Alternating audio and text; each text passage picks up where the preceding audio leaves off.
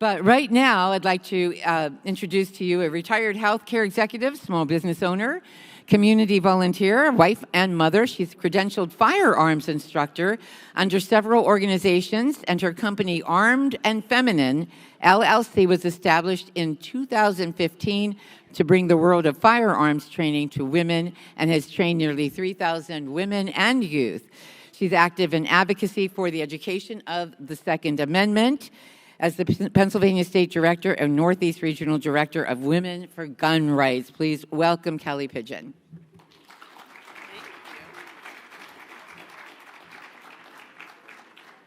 Good morning. Yeah, I know it takes a lot of courage to wear bright pink pants. You are correct, especially in this crowd. I'm going to wait for the guy to put my screen up, or do I do that? Ah, there we go. Do we have any gun owners in the crowd? Yay! You didn't raise your hand.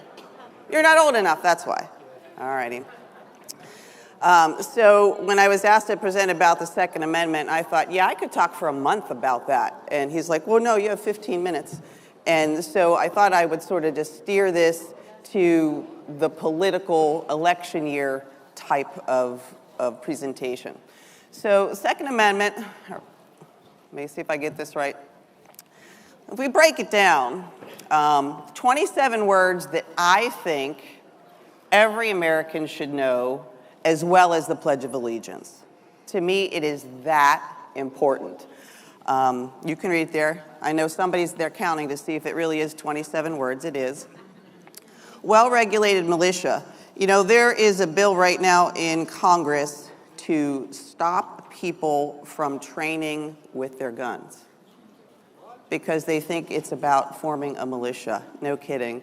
Well-regulated means to be well-trained, well-disciplined, and well-armed, should we need that to happen. Yeah, so even a bunch of ladies training on a range might be construed as being a militia, all righty? Being necessary to the security of a free state. The right of the people. Now, a lot of these are going to come later in the presentation. The right of the people. Make note that it does not say the right of the citizens. This says the right of the people. To keep and bear arms shall not be infringed. Now, a lot of really big 2A advocates, you know, they always say, will not be infringed, will not be infringed, right? And while that is important, and it happens all the time, to me, the second one, being necessary to the security of a free state, is really the most powerful line. And in about 11 minutes, you're going to see why. So anytime that 2A cases come in front of the Supreme Court, pretty much we don't lose. We've been holding our breath since 2020 for the Bruin case to come out. These were the milestones that we've had. The Heller case, Dick Heller, it's just, you know, first and foremost, like, yay, Dick Heller. He's actually come to speak at one of our events this month here in New Jersey. That said, that you can own a commonly owned firearm in your home.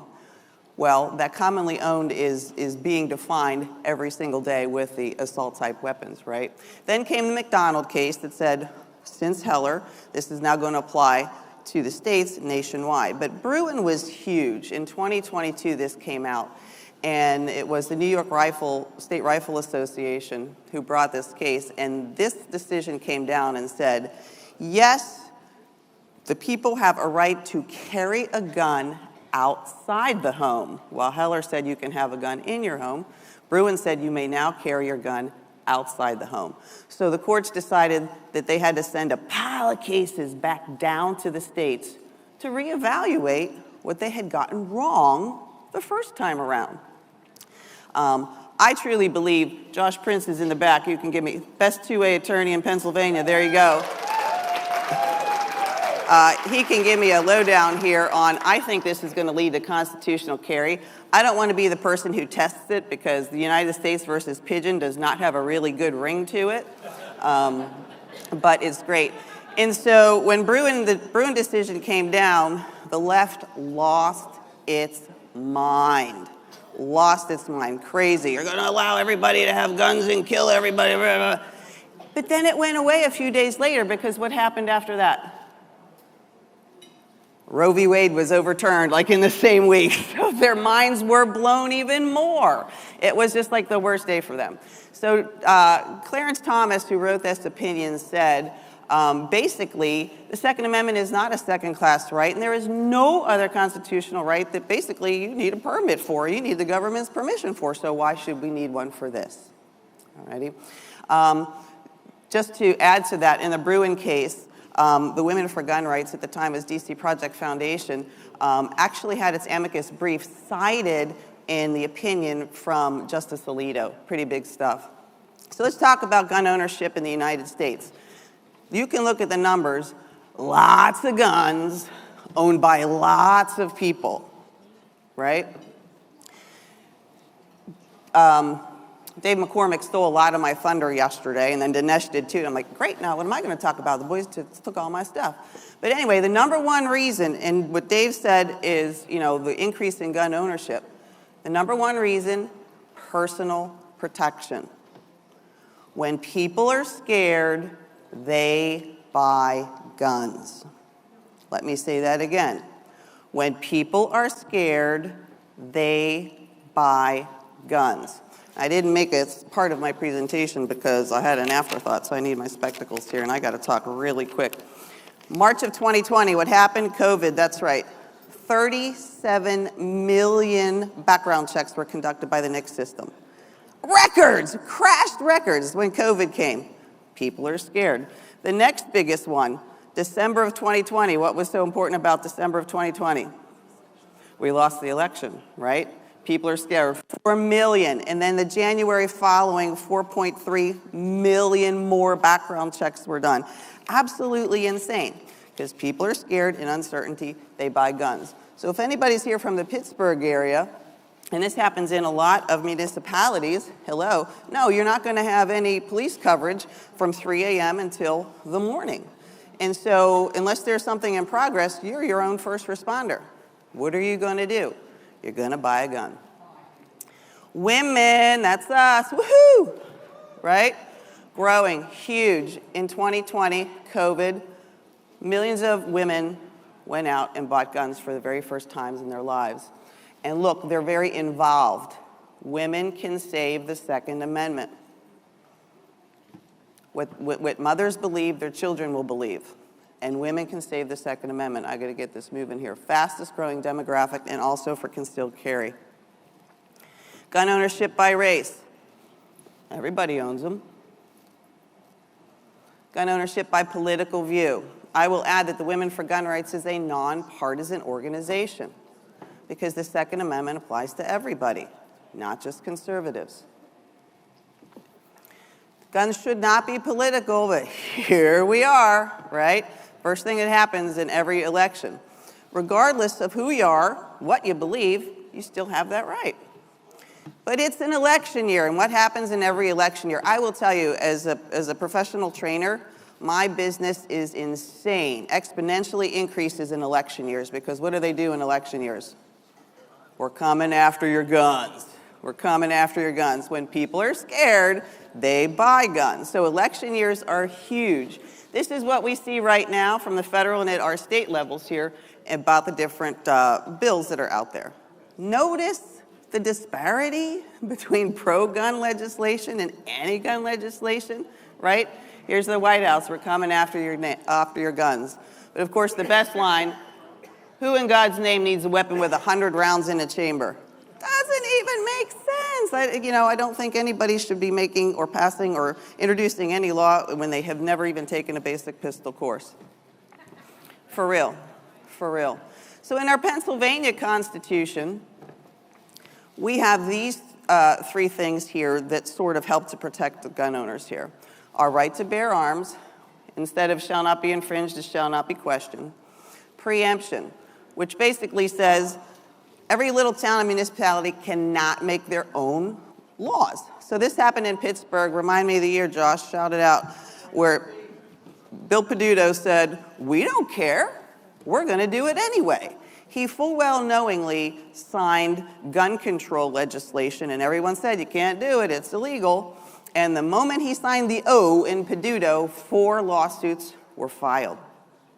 And of course, we won that, but he cost the taxpayers a ton of money. I think that somebody here, do I have any representative here in Pennsylvania? You should propose a bill that says if anybody knowingly passes a bill that is unconstitutional or illegal, they have to personally pay all of the expenses and put back the money into the budget. You should be held personally, financially accountable for doing stuff that you knowingly or unknowingly. If you are a representative, you should read the Constitution and enforce that, right? Cannot maintain or create a gun registry. Here's another one. I see people on the floor all the time. Gotta register it, register it. No, it's illegal. Here we go again. Can't do it. 4 minutes. So I'm gonna be on a list right now. I think I'm already on a list anyway, most likely. Gun violence. This is the greatest PR term ever made up going forward in guns. Can someone please explain to me why violence by gun is different from violence by knife, by hammer, by sledgehammer, by screwdriver? But is violence any different? Violence is violence, regardless. So this is a PR term that was made up to really push the fear of people into guns are bad. Guns are bad. It just sits there. I filmed a VH1 episode, don't ask about it, but whatever. I was teaching, and there's like, oh, I'm like, did it do anything? It didn't do anything till you touched it, right? So, gun control. These fellas here fund pretty much most of it, all righty? The one on the left funds Every Town for Gun Safety, Every Town, which also has the Moms Demand Action, and they have a huge budget, like $36 million a year. You know, we work on $250,000. They're $36 million a year. They ship women in their red shirts to Alaska. My friend who's in Alaska, she's like, they flew in women up here. So he is funding most of this on the side of gun control. Our other person on the other side, because our phones are always listening, I'm not going to say that. He's in it for the long game here. And I've heard other speakers at the conference mention about certain appointed DAs, certain appointed other positions. Here you are, number two's appointed person. Well, when we look at this, and trust me, I spent way too much time looking at this, I've heard people say, violent crime is down. If you look at the FBI website from years past, the statistics will tell you that violent crime is down. Now, it doesn't also happen to mention to you that about between 17 and 19% of precincts or municipalities aren't reporting their data, but bad guys aren't getting prosecuted for their crimes. So when a bad guy does something bad and he shows up in front of the DA in Philadelphia and he says, go ahead, you're done, free to go, it's not getting listed. So when you're free to go, or you're getting a non-violent felony instead of a firearms felony conviction that you should have had, and no consequences for your action, guess what?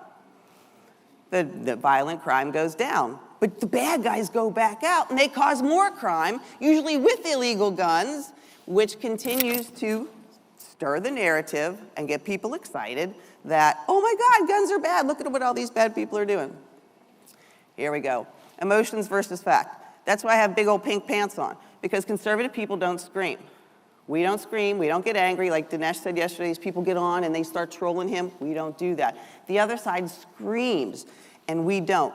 And here, you can appeal to the prejudices of other people, basically, by what I just said. They're not going to listen to fact, they listen to emotion. And actually, I've seen the MDA PR plan, and it always says, don't ever fight with the facts. You will lose every time if you argue with them over facts. Always use emotion. So if you saw this one that just came out, yeah, I'm going to be over time. The illegal immigrant in Chicago who was just afforded his Second Amendment rights.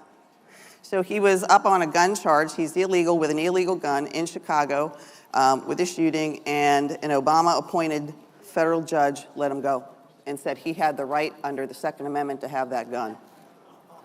Illegal immigrant with an illegal gun, he had a right under the Second Amendment, and that's where the right of the people is different from the right of the citizens. This should play out, which the thing that makes me angry is an absolutist on the 2A. Everyone has the right to defend themselves.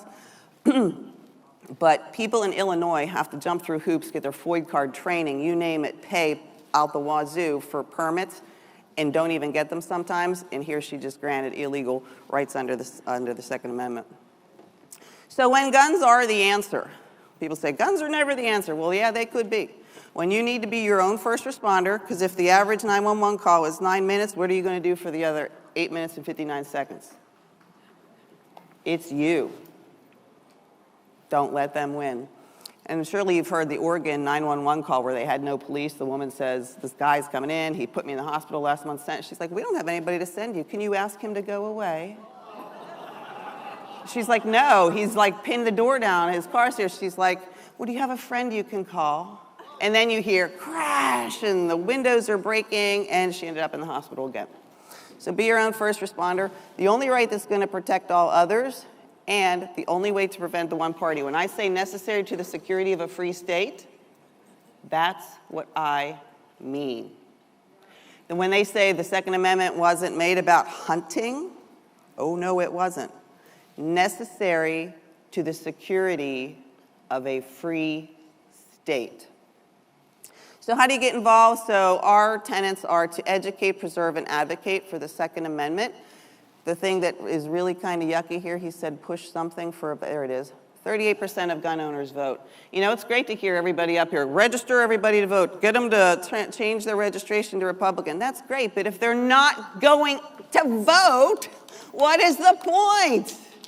Maybe the mail-ins will help. Maybe the mail-ins, but you saw how many bazillions of guns are owned by bazillions of people and only 38% nationwide vote. That is really, really sad.